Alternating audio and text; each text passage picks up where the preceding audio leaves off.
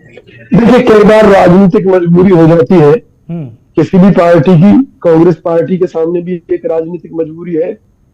वो मजबूरी ये है कि देखिए, पूरा देश जानता है कि इस देश को बांटने की जो राजनीति है वो अंग्रेजों ने शुरू की थी।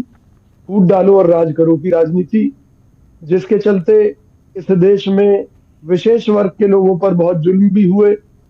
और उसकी भरपाई करने के लिए जब आजादी के बाद कांग्रेस की सरकार बनी, तो उसमें यह तय किया गया कि भाई अमुक जाति के लोग पिछड़े हैं, कमजोर हैं, गरीब हैं, ग्रामीण स्तर पर या जिला स्तर पर उन पर ताकतवर लोग जुल्म करते हैं, तो इसलिए उन लोगों को भी समाज की मुख्य धारा में लाने के लिए आगे आरक्षण देना चाहिए।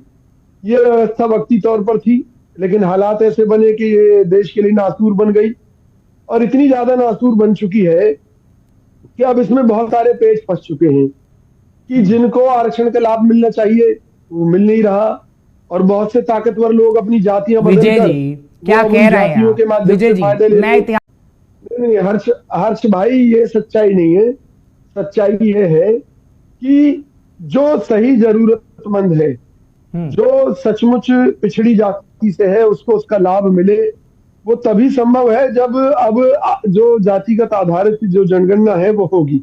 उससे सही तस्वीर निकल कर आएगी, क्योंकि हवाबाजी से काम नहीं चलता। तो सर हवाबाजी तो हुई ना, अब तक आई नहीं ना रिपोर्ट कोई सी भी। 2011 के अंदर आपने जातिगत जनगणना करवाई, आज 2022 से सर आपकी सरकार रहते तो कोई रिपोर्ट ही नहीं आई है। फिर आप किस आधार पर बात करते हैं पिछड़ों को उनका हक देने की, जब रिपोर्ट ही आपकी तरफ से सार्वजनिक नहीं की गई? मैं कह रहा हूँ वो रिपोर्ट सुनिए ना, हो सकता है कि उस समय हमारी पार्टी की कोई मजबूरी रही हो कि जिसके चलते वो रिपोर्ट सार्वजनिक नहीं हो पाई। तो मोदी सरकार अगर वाकई पिछड़ी जातियों की चिंतक है तो वो उस रिपोर्ट को सार्वजनिक कर दे।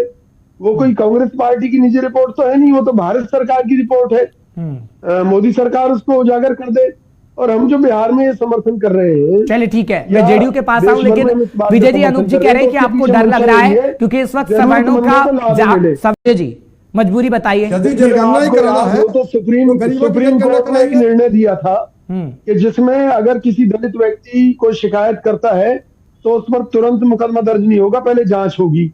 और इस बात को लेकर पूरे देश में एक बाबेला हुआ था, अगर आपको याद हो।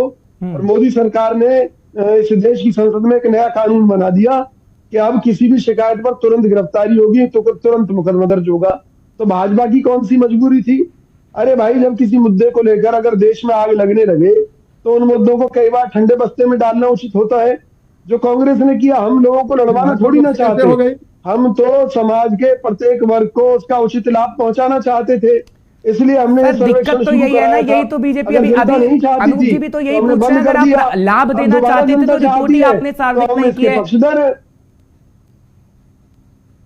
जी, अगर आपने लाभ देना था पिछड़ी जातियों को तो अपनी सरकार रहते रिपोर्ट को जारी करना था ना सर। फिर ये सवाल ना मैं पूछता ना बीजेपी के लीडर पूछते। मैं क्या कह रहा हूं, नहीं, अगर सर्वेक्षण के दौरान ही लोगों ने विरोध शुरू कर दिया या देश में आगजनी जैसे हालात हो गए तो हम देश को जलते हुए थोड़ा ना देख सकते। हमने इसलिए उस मुद्दे को उस समय ठंडे बस्ते में डाल दिया। यानी आप ये कह रहे हैं कि लोगों को भड़काने का काम बीजेपी की तरफ से किया गया, लोगों को सड़कों पर उतारने का काम बीजेपी की तरफ से कहा गया, ये सीधा सीधा आप कह रहे हैं ना?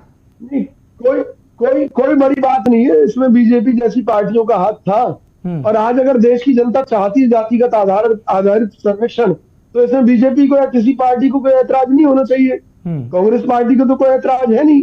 हम तो चाहते हैं। पंकज जी, क्या आपको भी ऐसा ही लगता है जैसा कांग्रेस पार्टी को लगता है? और वो तभी मिलेगा जब सही सर्वे होगा। ठीक है, देखिए, भारत जोड़ो यात्रा पूरे राष्ट्र के संदर्भ में निकाली जा रही है, और उसी कड़ी में बिहार में भी जा रही है, और खड़गे जी उसका नेतृत्व करेंगे निश्चित तौर पर।